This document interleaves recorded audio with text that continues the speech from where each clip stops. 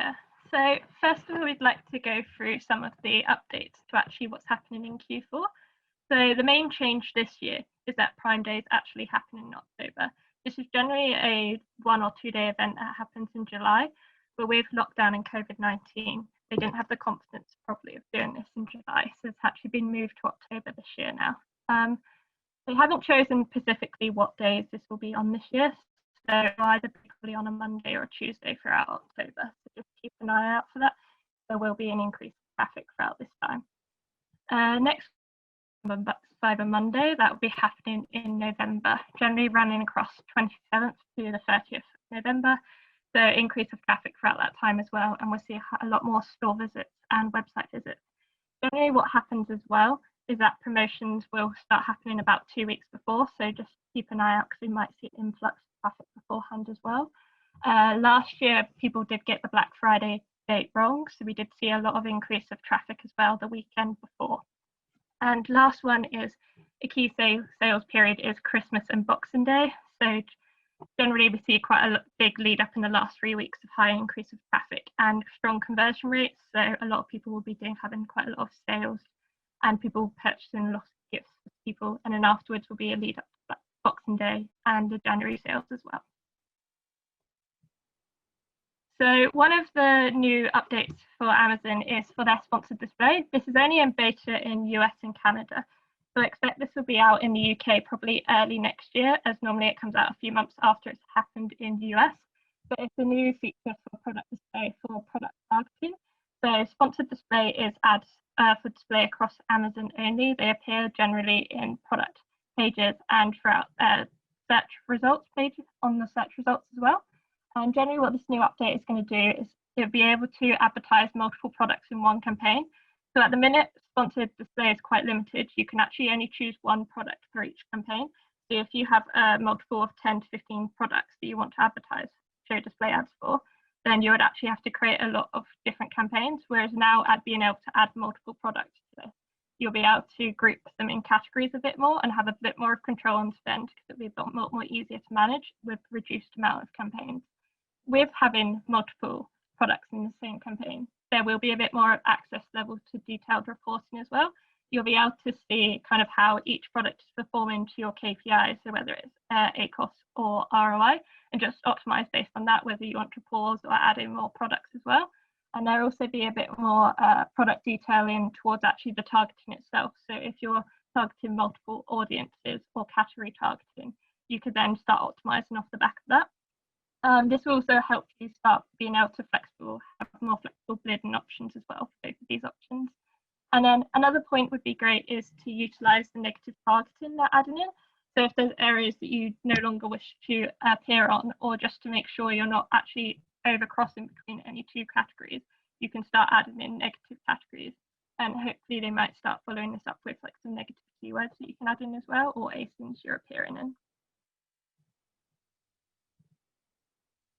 Another new one is, this has actually only been available since last week, so relatively fresh, is sponsored brand video is now available in the UK and Germany. So generally sponsored brand videos are, the sponsored brand ads are generally just image ads. You'll display free products or you'll display free parts of your stores. So this is quite a different approach that they've done recently. So the sponsored brand video was going to appear across desktop and mobile shopping results. And generally it's going to be a video with your product below. I'm going to highlight the main focuses. It's quite good as well because generally with social, we see video has stronger engagement than images in click-through rate and comments and watch times. So it'd be interesting to see if Amazon will have the same effect, whether it's worth definitely testing on your results page. So with the sponsored brand, you'll only actually be focusing on one product now rather than three. It'll be quite good because video is quite good at differentiating your brand. It's a lot more highlighted and engaging in a way, and it can help increase reach for this product and increase sales. One thing to mention is the video is actually doesn't have sound automatically playing. So if you have an audio on top of, it might be worth adding a text unit to the bottom of the video just so everyone can read through instead. And also that this video does loop around. So if the transition from the last end of your video is not clear, then then it might be worth adding in an end card at the end, just so the transition's a bit smoother from the start to beginning. Amazon also recommend to just like solely focus on your product and to have a video roughly about 15 to 30 seconds long as well. And then another new feature is the Amazon Attribution Measurement data is now available in the Amazon Advertising API. So the Advertising API is only available in the US and the UK currently. What it does is you're able to tag up your other paid media advertising campaigns, so places that it's not available on Amazon, so Google Ads, Facebook Ads, you can tag these up and see how performance is on your Amazon stores or your Amazon product pages to see if they're actually driving an efficient ROI, and you can start optimizing against the conversions.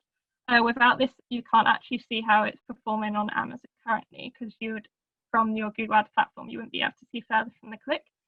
So recently, they've enabled the Advertising API to allow third-party tool providers and agencies to seamlessly report from the Amazon attribution and pull it into their own interface.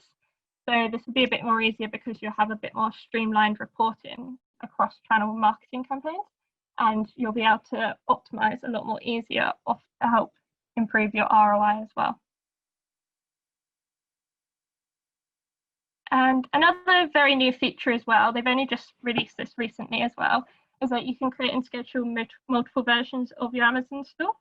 So they've just released this into the upcoming promotions that are going to happen in Q4, because generally that's the busiest period on Amazon. But basically you can now make a different version of your store. So if you are going to have a festive promotion happening for a week or two, you can make a duplication of your store and make changes. So it's all your promotions perhaps on the homepage to really highlight these areas where people are more likely to purchase. And if you have a start and end date, you can put these in. So if it's a 2-week period, after the 2 weeks, it will then switch back to your always on store. So it's always good to maintain the store because that will just show after your version of the store has ended. And it's just to make sure that you align your end dates and start dates with the actual promotion dates. There's a lot of different opportunities you might want to use a different version of the store throughout Christmas or festive events. If you see more purchases happening in Q4 for a certain item, you might want to have a different version of your store that highlights a few of these pages. And they're quite good as well because you can use feature deal widgets. So this will display all your products that are on promotion. So it's a lot more easier to pull them as well. But yeah, just one to definitely be careful with of your end date and make sure they actually definitely match when your promotions end or your festive discounts. So next we'll just be going through how COVID-19 has affected shopping and what brands can do to adapt to this. So there's definitely been some changes in the retail categories this year, with a lot of stores not being able to open due to lockdown restrictions in the UK. A lot more people are choosing to purchase online, and some of the big retail categories we've seen this in is definitely fashion, whereas in 2019 there was 41% online purchases, whereas this year it's increased to 86%. And this has mainly increased as well across home and garden and consumer electronics. So a lot more people are adopting online to make purchases this year, maybe because they can't necessarily buy the product they want in stores at the moment. However, this doesn't mean that every category has increased online. For example, the beauty industry, you can still buy these products actually in grocery stores and drugstores. So with these stores being able to still be open throughout this time, there hasn't been too drastic of an increase for that one. Just to mention as well that most of these there's a mixture of sources for these. So they were all linked to the bottom of the corner. So another main motivation with purchasing is actually convenience is valued above everything else. This is actually with online and offline purchases, with an increase in online to 86% is a main motivation for people buying this year. There's also been increases for this with the only place I can get the item, increasing year on year by 17% to 30%. And next day delivery as well is a main motivation. Sorry, 1 second. So with people more digitally inclined at the moment, there's more people actually shopping online. So what are the behaviours people think they're going to have after the pandemic? So people do think they're actually still going to be purchasing more online. 42% think they are going to be more digitally inclined still afterwards. 52% reckon that nothing will change. And 6% think they'll shop more in store. So even if people are using online more for purchases, people reckon they will still keep this going on after the pandemic as well. So it's definitely one to consider. More people actually will be continuing to purchase online after this period as well. So with the increase on online purchases, where has this mainly been adopted? So it's generally in the older generation. They have been adopting online and mobile a lot more. This has been accelerating in the past few years, this trend. It's actually accelerated a lot throughout COVID-19, with us encouraging older generations to embrace e-commerce online and just embracing mobile a bit better. So it's interesting fact as well that online search has seen research for a product has increased this year to 84% from 75% in 2019, and it's actually mainly driven from 45 plus. So in the category 45 to 54, it's actually increased 12% online research, and for 55 plus, this has increased 19%. Whereas with a lot of the younger generations, this has kind of remained at a similar level as well. So with the increase of mobile usage, this has mainly been seen across older generations, as mentioned a bit more, but also them spending more time on their mobiles during the outbreak. So 72% of Gen X and 50% of boomers reckon they are spending more time on their mobile devices. And according to Facebook, 98% of online purchases recently were taken on mobile. So we're seeing a lot more people on mobile rather than desktop and tablet throughout this time. However, there are some downfalls of having more people on mobile, is that 82% of global mobile shoppers experience some problems with mobile. So in the next slide, we're going to go through a few ways that we can help improve this. So how brands can adapt. The best one is definitely to build a great website. If your website is not easy to maneuver around or is difficult to find a product or the information they need, users will most likely bounce. So a great website is always good to have, like with accelerated growth at the moment, and just to ensure that your customer data is protected and it's good against, you're protected against cyber attacks. The next one is to invest in mobile experience. As mentioned in the previous slides, people are more mobile, especially the older generation this time, but not every website is actually built for mobile experience. It's more built for desktop. But it's important that your user experience is similar, if not better, on mobile, because that's where a majority more of your customers are at this point. And it's always good to have your user journey as seamless as possible and to avoid like any hassle or friction points in your site. So it's always good to think like, what are your good points in your offline store that you can recreate on your online store? Where are your people spending time on your site? Is there areas that can be improved? And is your site a nice place to stay on? Just make sure it's kind of easy to browse around as well.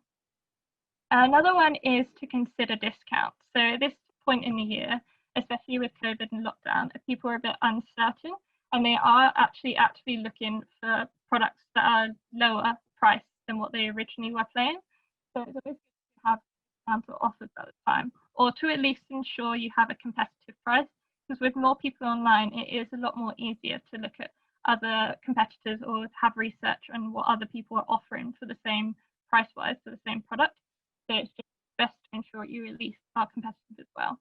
And to ensure you have safer options, it's always good to follow government guidelines, but also make the customer feel safe. Ensure you have contactless delivery or click and collect, whatever the customer feels safer